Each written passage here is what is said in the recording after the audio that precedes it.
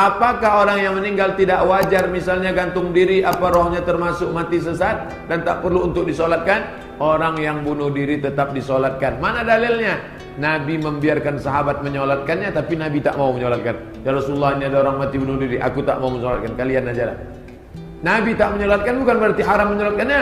Karena seandainya haram pasti Nabi larang, jangan solatkan, jangan solat. Nabi tak mau menyolatkan, lizajar, teguran. Tapi sahabat tetap menyolatkannya, kecuali dia sebelum mati murtad. Aku tak percaya Tuhan itu ada. Tiba-tiba besok dia minum kamput mati, itu tak layak, karena dia sudah murtad sebelum bunuh diri. Apakah harus disolatkan orang muslim telah meninggal sementara yang bersangkutan tak pernah solat? Kalau ada orang tak solat, tanya dia, kau tak solat kenapa? Aku sebetulnya mau solat tuh, tapi itulah menunggu pensiun nanti lah. Itu orang fasik, tetap disolatkan. Kau tak solat kenapa? Menurut saya solat itu tak relevan dengan zaman, buang-buang waktu saja, kafir, tak boleh disolatkan. Gugur 4, tak boleh dimandikan, tak boleh dikafankan, tak boleh diskosalkan, tak boleh dimakamkan di pemakaman kaum muslimin. Jadi kemana? Campakkan ke Susunya Syiah atau serahkan ke Santa Maria? Apakah sama sebutan gharim pengurus masjid dengan gharim bagi orang lilit utang? Innamas shadaqatu lil fuqara wal masakin wal 'amilina 'alaiha wal mu'allafati qulubuhum fi riqab wal gharimin. Gharim orang yang lilit utang. Sedangkan orang yang bertugas di masjid bukan gharim. Lalu siapa dia? Petugas masjid. Jangan pakai istilah gharim. Mana petugas masjid? Lebih bagus. Petugas masjid, petugas partai. Apa yang namanya menutup aurat bagi wanita itu harus memakai cadar? Perempuan wajib pakai cadar, kata Syekh Ibnu Utsaimin. Wajib pakai cadar.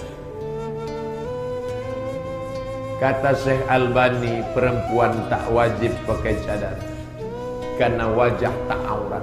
Tengok, Syekh Albani mengatakan tak wajib pakai cadar. Syekh Ibnu Utsaimin katakan wajib pakai cadar.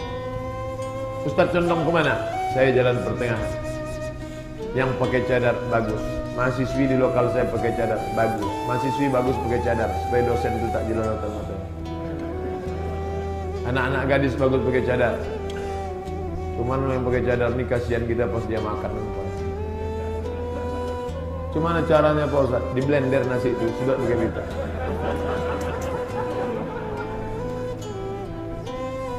Mahasiswi yang pakai cadar keluar dari lokal saya. Menangislah mahasiswi tadi, masuk ke ruangan saya. Waktu itu saya punya jabatan sekretaris LPM, Lembaga Penjaminan Mutu. Saya mundurkan diri karena sejak saya di situ mutu tak naik-naik, saya keluar. Kamu kenapa? Dosen saya melarang saya masuk, Pak, karena saya harus buka cadar. Saya tak mau buka cadar.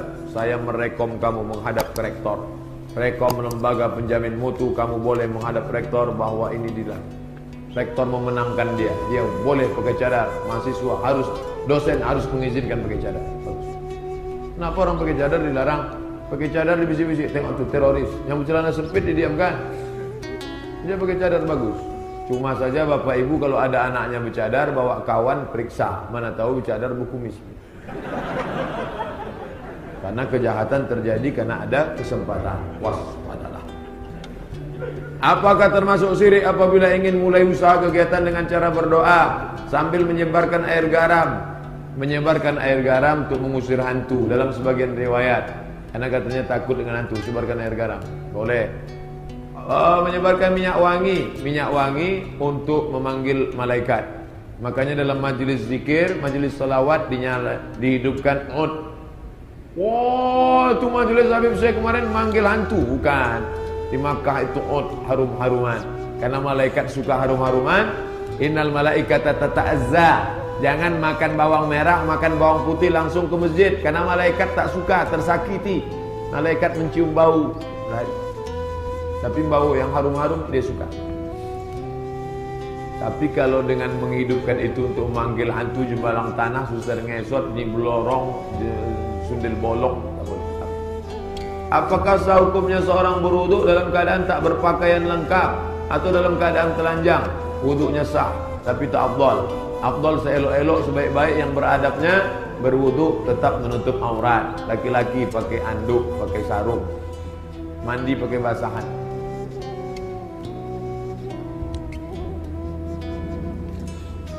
makin ke ujung makin tebal. Bagaimana sikap kita sekarang Ustaz? Ustaz kita dikeroyok sebanyak-banyak kafir, munafik, Habib Rizik dikeroyok. Bagaimana sikap kita? Yang sanggup menumpahkan darah untuk Habib Rizik, birruh wadam. Habib Rizik dibunuh, kami siap sumpah darah. Mereka saja orang kafir kalau diganggu, cap stempel darah. Kenapa orang Islam tak berani menumpah darah? Kebenaran disakiti, kita harus membela. Birruh wadam. Tak sanggup saya Pak Ustaz, doa. Ya Allah, berikan umur panjang Habib Rizik, kuatkan dia, semangatkan dia, lindungi dia. Doa silahul mu'min, doa senjata orang beriman. Berdoa pun tak mau, parah betul, tipis betul pergaulan.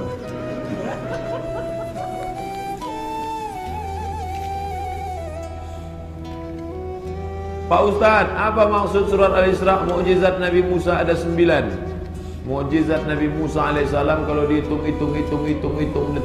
detil. Kalau mau dihitung sedetil-detilnya, maka dihitung orang, tongkat berubah menjadi ular, lautan bisa memerah menjadi darah, maka disebut dengan Red Sea, red, merah, sea, laut, Bahrul Ahmar, sampai terkejut Fir'aun tengok. Kemudian lautan terbelah, kemudian turun awan, kemudian turun makanan manna wal salwa, kemudian pula mendapatkan Taurat, kemudian pula turun kummala wadhafadi'a, datang penyakit gatal-gatal, musuh-musuh Nabi Musa, datang penyakit bisul, kemudian pula datang dhafadi, katak, tiba-tiba datang ke istana itu katak-katak segala macam. Kemudian pula sampai dia selamat. Kemudian dia membawa Taurat dalam bentuk. Kemudian dia turun, mereka dalam keadaan durhaka. Kemudian itu semua kalau dihitung ada 9. Jika ibu meninggal dan meninggalkan perhiasan, apakah itu hak bapak? Apakah itu hak bapak atau suaminya saja? Seorang perempuan meninggal.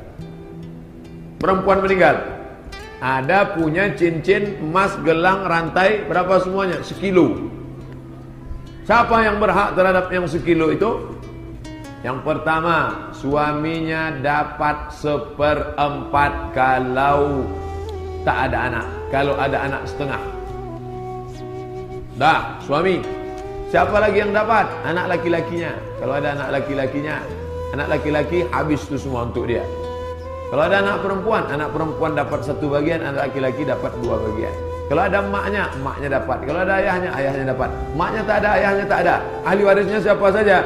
Ahli warisnya suaminya sama anak. Suami dapat 1/4, sisanya bagi anak laki-laki, 2 kali bagian anak perempuan. Sama dengan tanah, kebun, emas.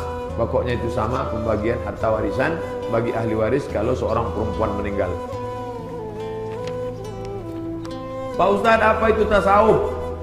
Tasawuf diambil dari kata safa. Safa artinya suci. Man safa qalbuhu lillah, hatinya suci karena Allah. Kenapa? Karena orang tasawuf itu mensucikan hati. Sucikan hati dari riya, dari sum'ah, dari takabbur, dari kufur, dari nifak. Setelah hati bersih, diisi dengan ridha, qanaah, zikir, muhasabah. Setelah itu barulah Allah memberikan pencerahan dengan tajalli. Adapun tasawuf manunggaling kaula Gusti, menyatu dengan Tuhan. Tasawuf kita adalah tasawuf sunni, tasawufnya Imam Al-Ghazali dan Junaid Al-Baghdadi. 3 rukun Ahlus Sunnah wal Jamaah. Dalam bidang akidah, Asy'ari Maturidi. Dalam bidang fikih 4 mazhab. Dalam bidang tasawuf, Junaid Al-Baghdadi dan Imam Al-Ghazali. Tasawuf sunni berdasarkan Quran dan Sunnah. Adapun yang menyatu dengan Tuhan, kalau sudah pejam mata berzikir tak lagi solat. Kata Ustaz Somad solat. Somad tu kulit-kulit kitab, belum putih mak lipat. Bukan itu tasawuf. Tarekat Pak Ustaz, tarekat itu adalah cara, metode berzikir. Kebetulan cara itu diriwayatkan oleh Syekh Abdul Qadir Jailani, disebut tarekat Qadiriyah. Kebetulan diriwayatkan oleh Abdul Hasan Sazili, disebut tarekat Syaziliyah. Kebetulan dibuat oleh Bahauddin Naqsyabandi, tarekat Naqsyabandiyah. Kenapa mesti ada suluk? Pelatihan. Kenapa mesti ada puluk? Sama macam orang LPG, suluk 10 hari. Kenapa selama suluk itu tak boleh makan daging? Karena kalau dia makan daging, libido seksualnya naik. Kalau libido seksualnya naik, tak bisa berzikir, menengok aja gatal. Tapi kalau dia makan sayur, bukan seumur hidup makan sayur, selama pelatihan itu saja. Kenapa dia pakai pakaian putih? Nabi suruh pakaian putih. Kenapa dia senantiasa berwudu? Nabi nyuruh berwudu. Melatih. Solat sunat tak boleh tinggal. Solat sunat duha, solat sunat witir, solat sunat tahajud, berzikir. Kenapa pakai kelambu? Banyak nyamuk.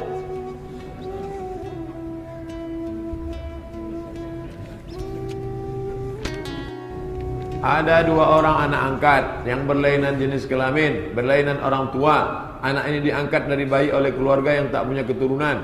Yang saya tanyakan, setelah anak ini balik, apakah bersentuhan setelah berwuduk batal? Anak angkat dengan bapak angkat batal, anak angkat dengan mak angkat batal, sesama anak angkat batal. Makanya kalau bapak mau mengangkat anak, angkatlah keponakan bapak yang perempuan. Kalau ibu mau mengangkat, angkatlah keponakan ibu yang laki-laki, supaya nanti dia menjadi mahram bagi ibu, yang perempuan menjadi mahram bagi bapak. Yang sudah terlanjur sekarang anak tu gadis, suruh dia tutup aurat, hati-hati jaga, jangan sampai kita rusak amal ibadah gara-gara ini.